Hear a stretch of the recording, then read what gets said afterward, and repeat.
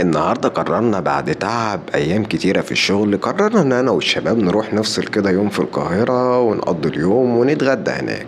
وهنا ابتدينا إن احنا نتجه للقاهرة. وهنا الشباب بقى ابتدت إن هي مبسوطة ورايقة، وده بقى قاعد طبعا سايب الطريق وقاعد بيتكلم في التليفون. وزي ما انتوا شايفين طريق الجيش كان تحفة جدا وبقى اتظبط بعد ما اتعدل. وهنا ابتدينا إن احنا نخش بوابة حلوان، وزي ما انتوا شايفين بوابة جميلة. وهنا وقت المغربية كان تحفة جدا المنظر. وهنا شوارع القاهرة الجميلة. وهنا شوارع بقى شيل اوت وحاجة نظيفة، وبصراحة القاهرة تمشي فيها وانت مرتاح وانت مبسوط جدا. وهنا ابتدينا ان احنا نخش عند مطعم حجوجة. وهنا اول ما تخش الحجوجة المنظر الحلو بتاع غاية الحمام وريحة الاكل اللي طالعة، والمنظر زي ما انتوا شايفين الجميل. وابتدينا ان احنا ننزل من العربية، الواحد ظهره اتقطم. وهنا قاعدين طبعا مستنيين الليست بتاعنا ان احنا نخش، لان حجوجة بيبقى زحمة جدا وبتاخد ويت ليست عقبال ما بتخش. وهنا اخيرا جه دورنا وابتدينا ان احنا نخش وندور على ترابيزة. وهنا قعدنا ان احنا نقرر هناكل ايه ونشوف هنجيب ايه. وهنا طبعا النقاش عمالين نقرر. وهنا محي طبعا قرر ان احنا هناكل ايه وطلبنا الحمد لله.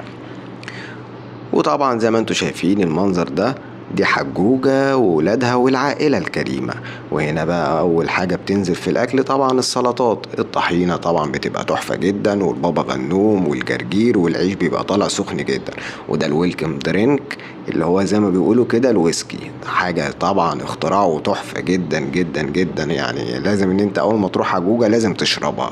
وهنا بقى عايز اقول لكم على الرقاق دوا، حاجة وهم جدا باللحمة المفرومة، وبيبقى كده غرقان بالسمن البلدي، والملوخية بالطشة بتاعتها، والاكل طبعا كله سمن بلدي وحاجة جميلة جدا.